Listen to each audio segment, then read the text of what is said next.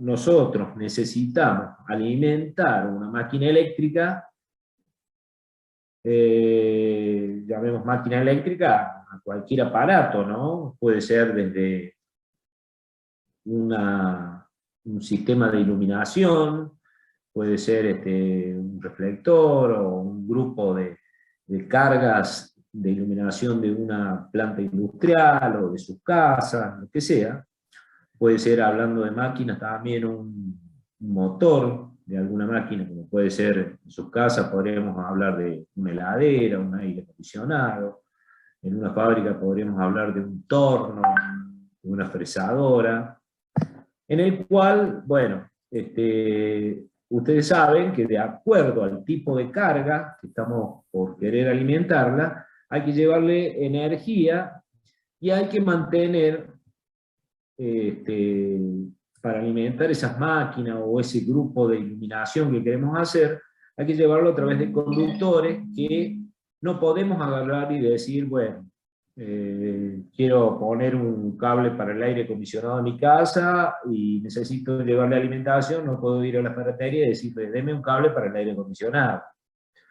Entonces, se trata de que uno tenga conciencia de que para alimentar cualquier carga eléctrica hay que cumplir ciertos requisitos y que no se lo puede pedir así simplemente como un kilo de pan, es decir, dame un cable para poner acá, y el ferretero va a decir, bueno, ¿y qué está por colocar? Y voy a poner el aire acondicionado, por ejemplo. Bueno, sí, ponele, este cable te va a recomendar el electricista o el vendedor de la ferretería, y ahí es donde comienzan los primeros errores de concepto de cómo se diseña un conductor. Nosotros, para trabajar este tema, voy a emplear una fabricante, hay distintos fabricantes de conductores, de cables, que tienen, digamos, en su muestrario, en su fábrica, distintos modelos de cable para distintas aplicaciones. Nosotros nos vamos a centrar en una fábrica que es realmente una fábrica internacional, que es Prysmian, así se escribe Prysmian, y elegí esa porque, bueno, es un fabricante, primero, que es muy importante en el mundo, y segundo, que, bueno, maneja un buen catálogo y mucha información respecto a los cables que ellos fabrican. Entonces, a partir de eso, nosotros de ese fabricante vamos a emplear tablas, vamos a emplear modelos de cables que ellos tienen, distintos tipos de datos, de información que ellos nos dan, para que nosotros podamos utilizarlo y realmente hacer un dimensionamiento correcto de la alimentación de estas máquinas. Cuando nosotros hablamos de conductores, tengan presente, bueno, ya todos sabemos que uno de los conductores predilectos, y sabrán también por qué, es el cobre. Cobre por su conductividad eléctrica que tiene, cobre o aluminio. Siendo el cobre, por supuesto, un conductor de mayor conductividad que el aluminio. Más caro, y el aluminio también se utiliza en algunos casos para cables, sobre todo si ustedes viven en algún barrio, habrán visto que la distribución eléctrica que hay para llevar energía a cada una de las casas se realiza a través de postes, los que van sosteniendo estos cables, y son cables que se llaman, es fácil identificarlo desde abajo nada más, viendo como un trenzado de cable, un manojo de cable que va así retorcido, donde ahí van las tres fases y el neutro, y un cable, un elemento que sostiene ese grupo de cables, ¿no? Un alma de acero. Bueno, esos cables son de aluminio. Son de aluminio, son uno de los pocos casos que se utilizan ese tipo de material para alimentación de energía. En cambio, cuando ya hablamos de los cables que tenemos en nuestras casas, de los cables que hay dentro de una fábrica, de una industria, de un establecimiento, como puede ser cualquiera, una escuela, un hospital, una municipalidad, etcétera, ahí ya entramos a ver que hay todos cables que son con el alma de cobre. Y dentro de esos cables, un poco yo les voy a mostrar ahora un pantallazo de distintos modelos de cables que hay, así para que tengamos idea. A ver si encuentro lo que quiero mostrar.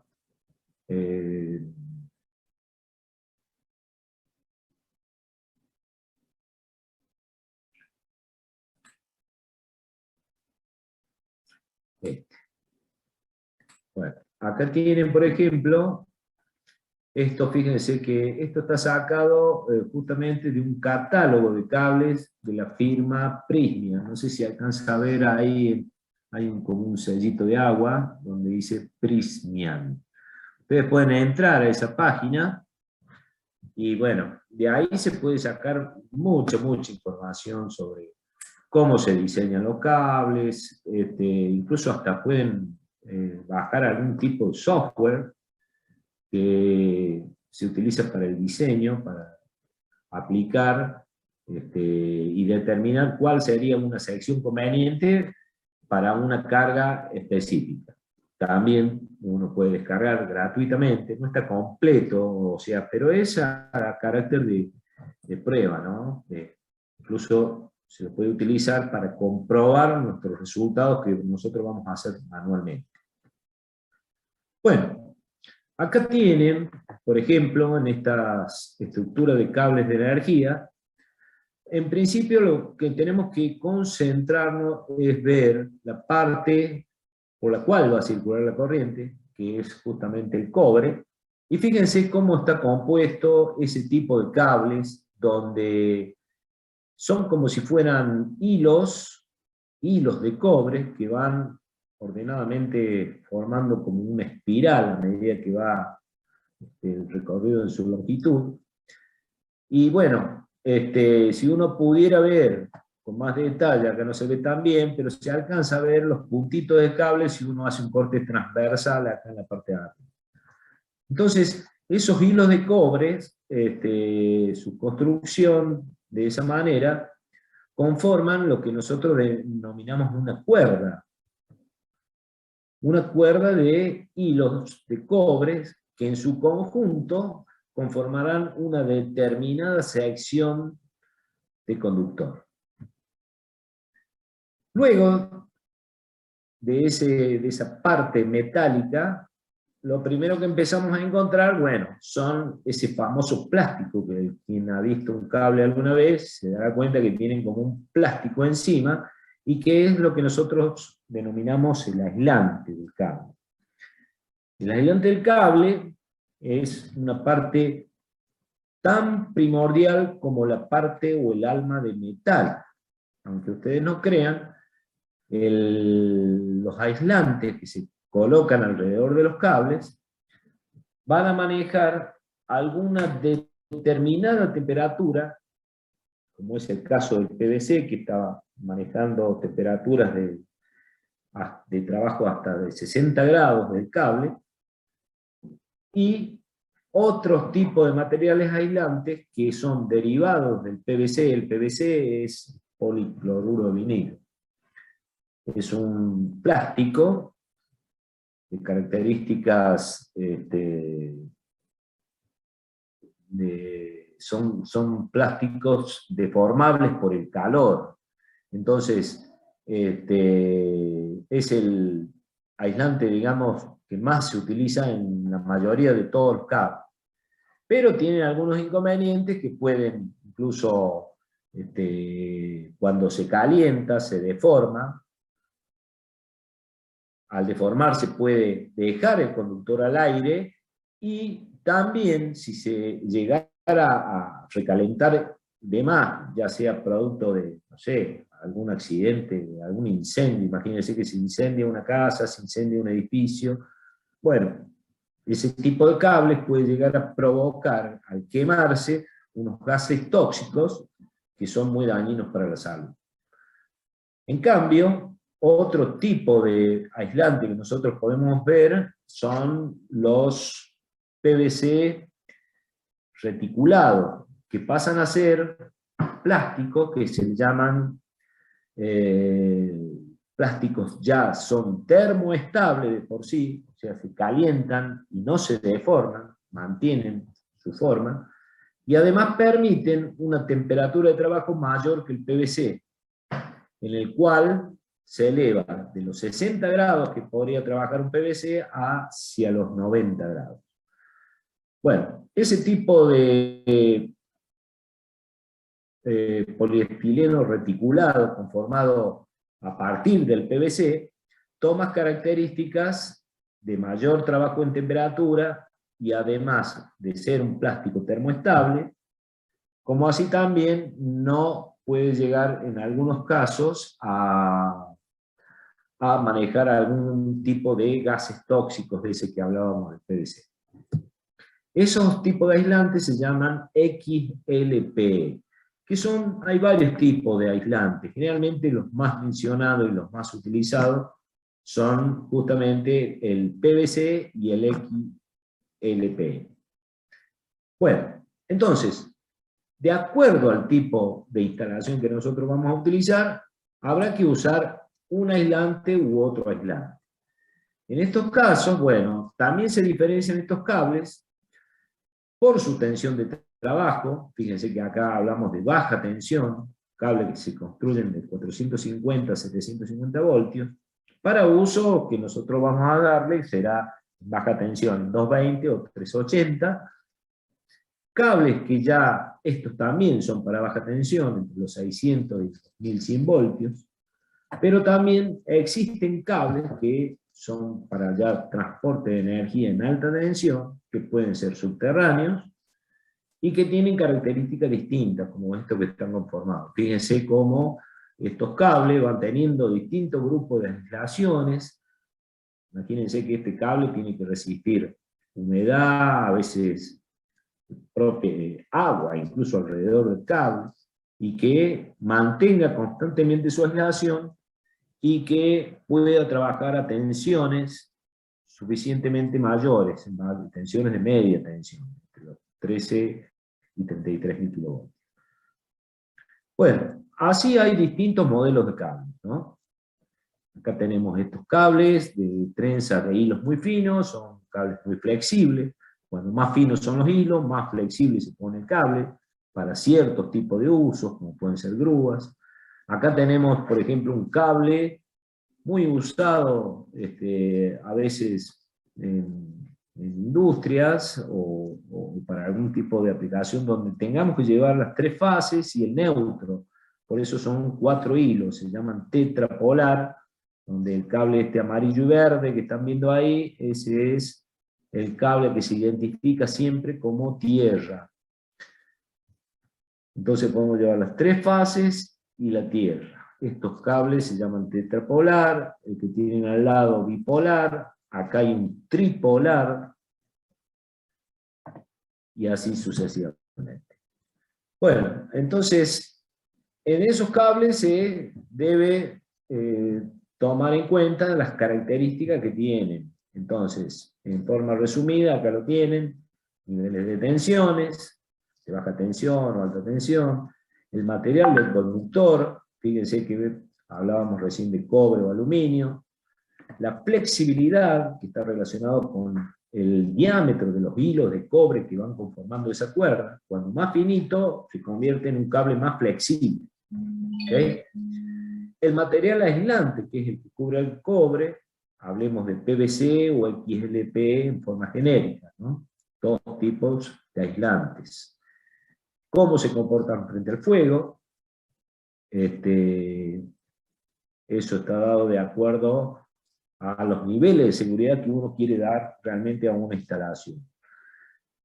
Las armaduras, que es un poco lo que veíamos recién, los cables subterráneos, tienen una cierta, aparte de tener suficiente niveles de aislaciones que tiene el cable, bueno, tienen también estructuras que permiten de que el cable, por esas causas, imagínense que un cable de este tipo, cuando va, estos cables se utilizan de forma subterránea generalmente, entonces cuando se hace una distribución en media tensión, imagínense que si por alguna causa viene una máquina o una pala y empiezan a cavar y se dan con el cable, tendría que tener alguna protección ese cable para que no sea dañado con un puntazo.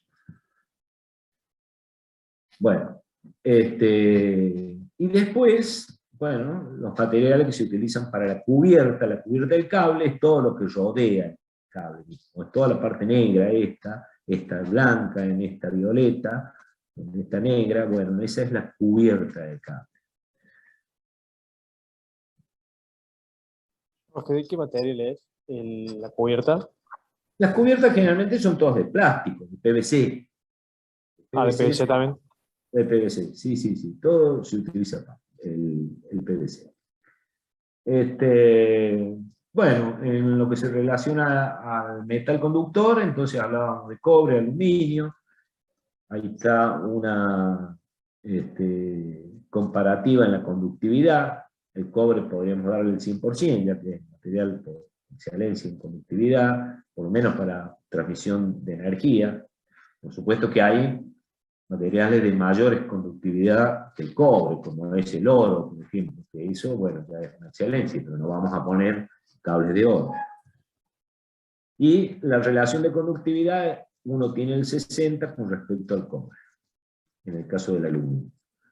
Acá está un poquito los pesos, o sea, la densidad.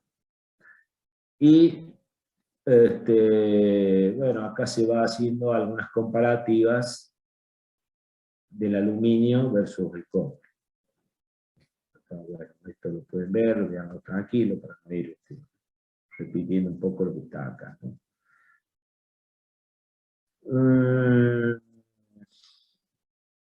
Bueno, acá hay algunos puntos de característica. Resistencia a la corrosión, por ejemplo, el cobre es mejor el cobre. Conductividad mayor. En fin. Bueno, y acá está la parte de aislación, que es un poquito lo que hablábamos. Acá fíjense, las temperaturas de trabajo, eso es lo más importante que hay en un conductor, en un cable. La temperatura de trabajo que puede soportar. Ya vamos a ver por qué. El PVC, con sus 70 grados, acá hay otro tipo de plástico, poco usado, pero también está, el PE, con 70 grados. El XLPE, fíjese cómo ya cambia este plástico de ser el plástico termoestable, puede trabajar hasta 90 grados. El EPR también, otro derivado así de un polietileno reticulado. Y bueno, acá hay uno que son para ya instalaciones de otro tipo, de otra naturaleza, ¿no? Acá está las distintas características de las temperaturas que maneja cada uno. Una tablita. Nosotros vamos a centrarnos siempre en el PVC y en el XLP, más que nada, en estos dos. Estos son los que vamos a utilizar para hacer nuestros cálculos y nuestros ejercicios. Cables que van a trabajar a temperaturas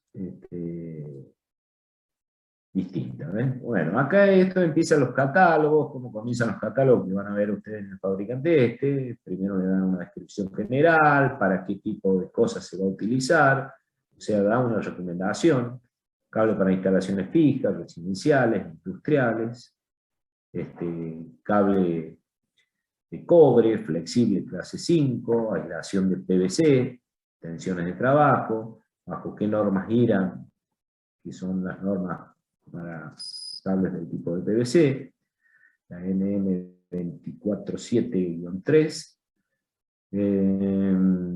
Bueno, y da una serie de características generales como para decir, bueno, yo agarro mi catálogo de cables del fabricante y digo, bueno, ¿qué trabajo tengo que hacer? Y bueno, voy a hacer una instalación en mi casa, voy a hacer una instalación en una industria, o en un hospital, en lo que sea, entonces habrá que hacer una preselección básicamente del cable antes de comenzar a trabajar. Acá hay otros tipos de cables. Este es el Syntenax Valley, un cable muy utilizado. Estos pueden ser cables que pueden ir hasta enterrados, directamente enterrados, por el tipo de aislación o de cubierta que termina acá, que resiste. Ustedes ven que el fabricante ya da una primera idea para que se puedan utilizar. Cable de alimentación de potencia en baja tensión, aptos para tendidos en bandejas, enterrados o cañeros. Cañeros o cañerías. Hay otro para distribución de energía en baja tensión. Fíjense que la aislación es XLPE, en este caso. También son aptos para tendidos subterráneos, enterrados también, directamente enterrados. Bueno, y así van apareciendo distintos modelos de cable. Fíjense esta característica de cable, por ejemplo. Cada fabricante tiene un nombre, no es que todos le van a dar el nombre AFUMEX 1000. Cada fabricante le pone un nombre al diseño de su cable que está trabajando, que está fabricando. Este cable, fíjense que es un cable, primero, aislación XLP, lo primero que nos tenemos que fijar, y después, acá fíjense este detalle que dice este cable, que tiene baja emisión de humo y gases tóxicos.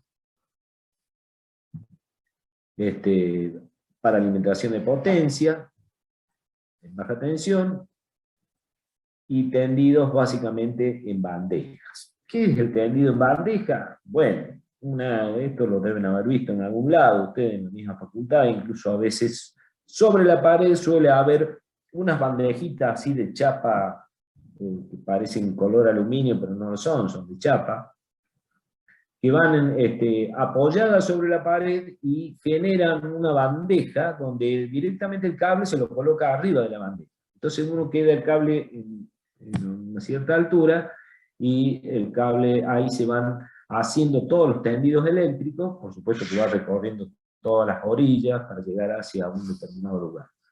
Bueno, esas son bandejas portacable. Esas bandejas hay de distintos tipos, son metálicas, una que tienen en forma de escalera. ¿Por qué? Porque son la chapa y es como si ustedes lo paran, es como una escalera. O sea que quiere decir que ustedes desde abajo podrían ver el recorrido del cable como va pasando y va apoyando sobre los peldaños de esa escalera. Otras bandejas son directamente de fondo liso, otras vienen de fondo que tienen perforaciones, que simplemente eso, bueno, son distintos modelos de bandejas portacables y cada uno tiene determinado tipo de propiedades. Propiedades en lo que se refiere a la posibilidad de que el cable pueda estar más refrigerado con respecto al aire libre. Una bandeja que sería, por ejemplo, portaescalera, que como una bandeja tipo escalera, esa sería la más óptima desde el punto de vista refrigeración para el cable, porque apenas toca la cubierta del cable sobre esos peldañitos, esos escalones que tiene la bandeja. En cambio, una bandeja lisa, ya el cable queda como más encerrado, ya le costaría evacuar más calor que lo que puede hacerlo en un peldaño de escalera. Otras que tienen fondo perforado, esos fondos perforados, mejor que la de fondo liso, pero peor que la del tipo escalera. Bueno, y así van a ver que hay distintos catálogos. Estos catálogos lo van a ver ahí en Prysmian, cuando ustedes lo descarguen, o lo suba yo, voy a subir algunos catálogos para que trabajemos con las tablas que ellos tienen, y van a ver distintos modelos de cables que hay. Fíjense, acá hay un cable, miren cómo lo presenta, como si fuera realmente uno podría hacer un nudo igual que con un piolín.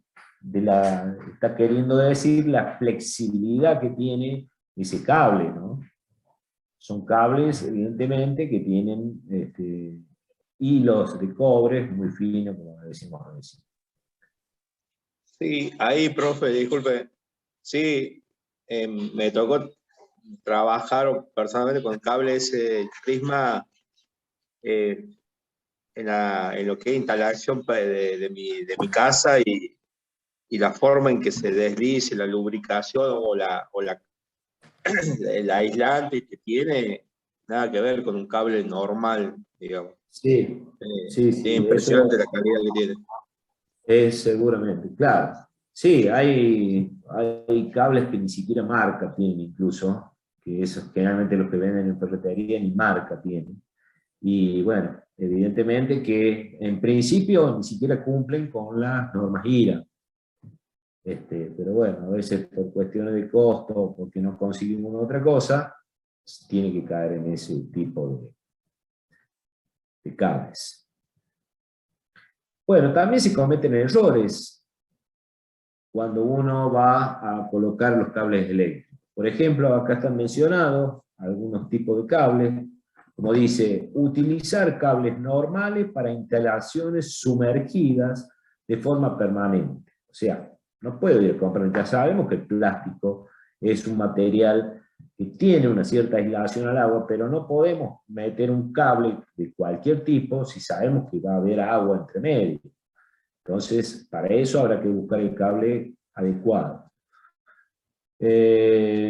Utilizar cables normales en instalaciones que pueden estar en contacto permanentemente con hidrocarburos.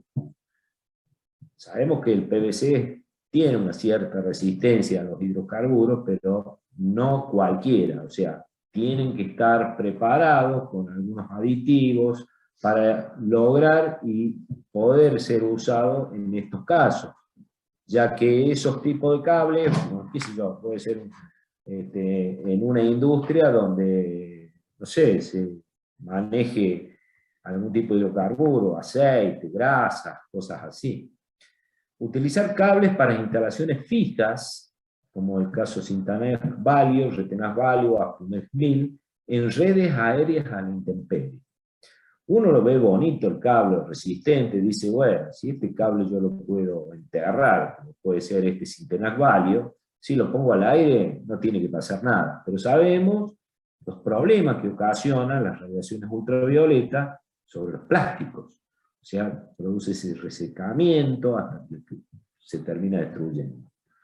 Entonces, ojo con eso. Hay que poner cables adecuados para ese tipo de tendido, o sea, tendidos aéreos.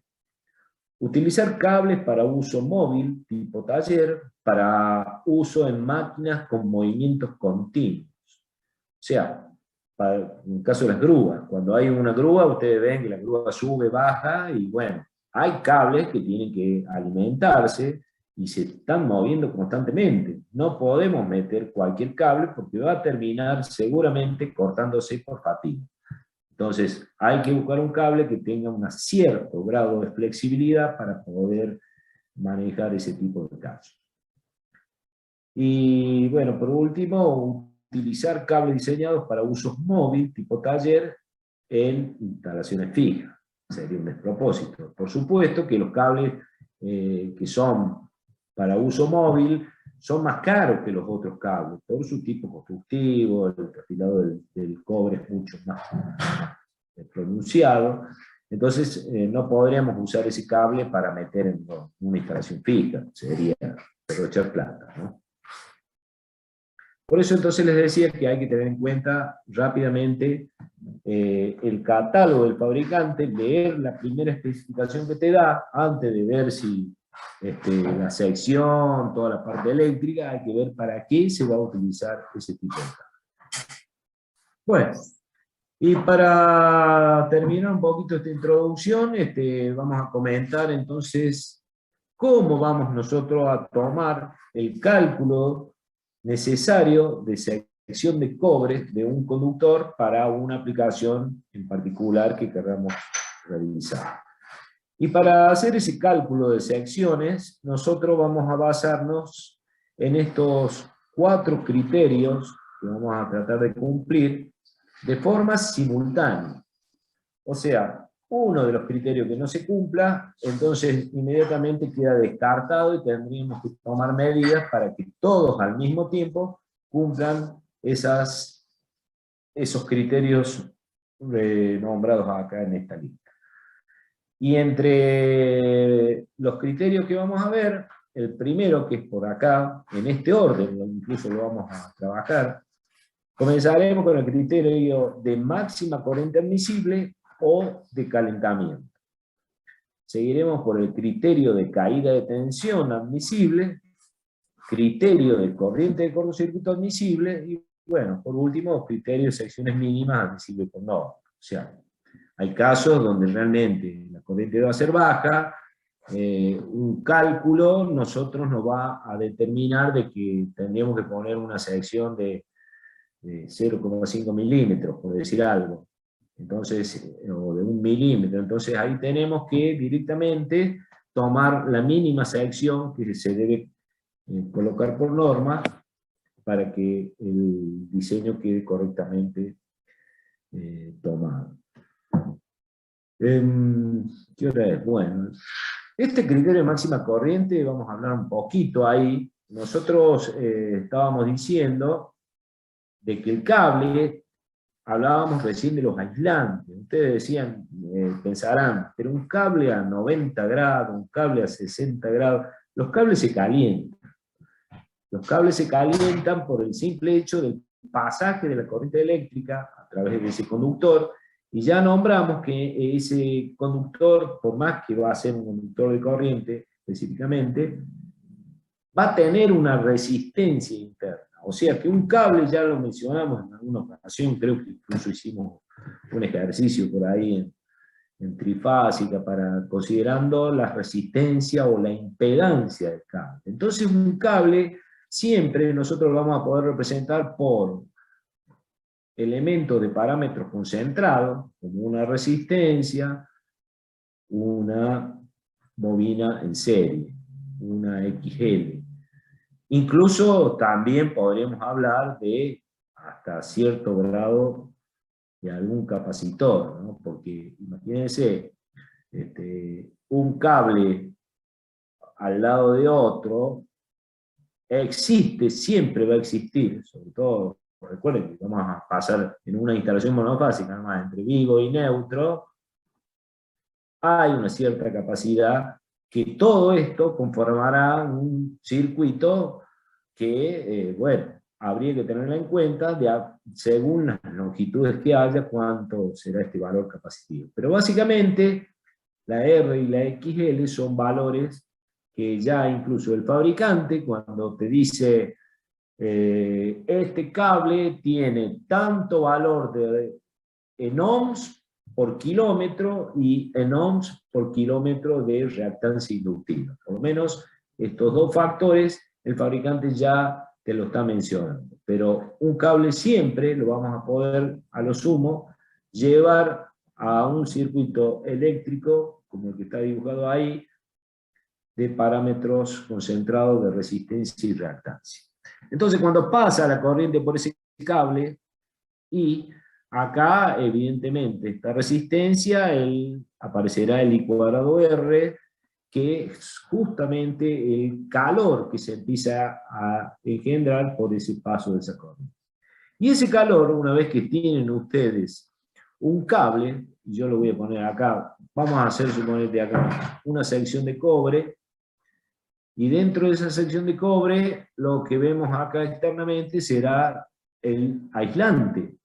El aislante que hablábamos recién, que podría ser un PVC o podría ser un XLP. Bueno, y si nosotros queremos seguir pensando en este cable, ¿dónde está? Podríamos hablar también de que está dentro de una cañería. Y si seguimos pensando, esa cañería podría ser o que esté al aire libre, o que esté dentro de que esté embutido en una pared, como realmente sucede en nuestra casa, ¿no? Ustedes no ven los caños generalmente en la casa, En algunos casos sí, pero generalmente la cañería está embutida en toda esta pared. Entonces, los cables están pasando por ahí. Y acá, bueno, podrán ser la parte interna de la casa, donde hay una cierta temperatura ambiente. Y cuando circula corriente y aparece ese cuadro R que mencionamos acá, entra a aparecer una sobreelevación de temperatura de ese conductor, de ese metal. Entonces podríamos hablar de temperatura del conductor. Entonces acá ya estamos viendo una fuente caliente, una fuente fría. O sea, va a haber un pasaje de calor Q desde la fuente caliente hacia la fuente fría. Y ese pasaje de calor tendrá que ir atravesando los distintos medios que tiene. Entonces, se empezará a evacuar ese calor, pasando primero en este caso por el aislante, después por el aire dentro de la cañería, la pared de la cañería, toda la parte de la mampostería, hasta llegar a la temperatura ambiente.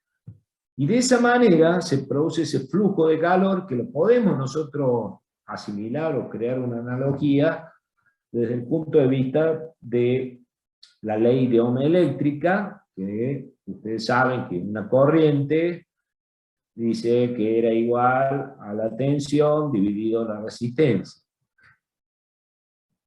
Esa ley de Ohm podríamos crear una analogía donde la corriente eléctrica en este caso va a ser el Q, el flujo de calor, igual.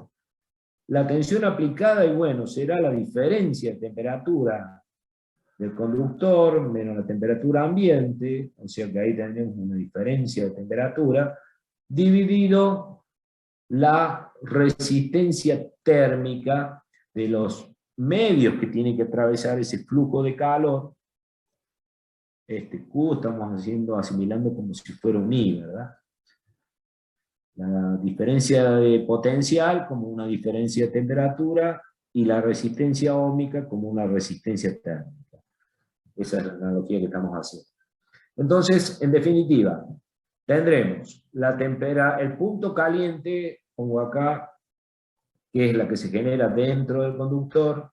Habrá una resistencia térmica, por ejemplo, una resistencia térmica correspondiente, lo primero que va a salir del cobre va a ser hacia el aislante. Una resistencia térmica hacia el aislante. En serie se encontrará con la resistencia térmica encerrada en el aire que hay dentro de la cañería. Podemos poner otra resistencia térmica de aire, cañería. Después podríamos de la cañería a la pared de la cañería como otra resistencia térmica, pared, cañería.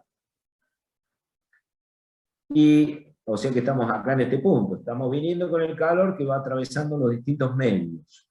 Cada medio tendrá un cierto grado de conductividad térmica. Ustedes saben que la conductividad térmica depende de varios factores, ¿no? Entonces, acá se produce el pasaje de ese calor en pasado a la pared de la cañería. Después nos encontraremos con otra resistencia térmica que puede ser la mampostería. La resistencia térmica de la mampostería, o sea, de la pared. Bueno, hasta que llegamos acá al punto afuera, que acá tenemos entonces la temperatura exterior o la temperatura ambiente de afuera. Y el pasaje de calor entonces se produce desde la fuente caliente hacia la fuente fría, ¿no es cierto? ¿No? Ya saben ustedes cómo es el flujo de calor en termodinámica. Entonces, ¿qué nos estamos encontrando acá? Cada vez que se genera un calor en este punto, tiene que evacuarse ese calor hacia la parte fría, atravesando distintas resistencias térmicas. Por lo tanto, ¿qué podemos pensar acá? Que a medida que yo evacúo este calor, el cable podría estar más frío. Y si el cable está más frío, su resistencia interna de ese conductor va a bajar. Recuerden que la variación de resistencia depende siempre de la temperatura. Y el cable toma temperatura, y el primero que va a sufrir va a ser la temperatura del conductor, va a ser la temperatura del aislante. Y esa temperatura del aislante, como hablábamos recién, de PVC y de XLP en forma genérica, entonces este podría resistir hasta los 70 grados, este hasta los 90 grados. Podríamos nosotros entonces pensar que, evidentemente, estos tips, depende del tipo de aislante que nosotros usemos, vamos a manejar estas temperaturas. Y el problema sucede que, a medida, hay una ley que se llama ley de Notzinger, que por cada 10 grados que supere la temperatura que recibe el aislante, supongamos este 70, o que se pase a 80 y nosotros tenemos un PVC, lo que termina pasando es que el envejecimiento de ese PVC, en este caso de ese aislante, se disminuye a la mitad por cada 10 grados de sobrelevación de temperatura. Y ahí es un poquito por lado de evitar eso, porque un PVC que se envejece prematuramente puede traer consecuencias gravísimas después.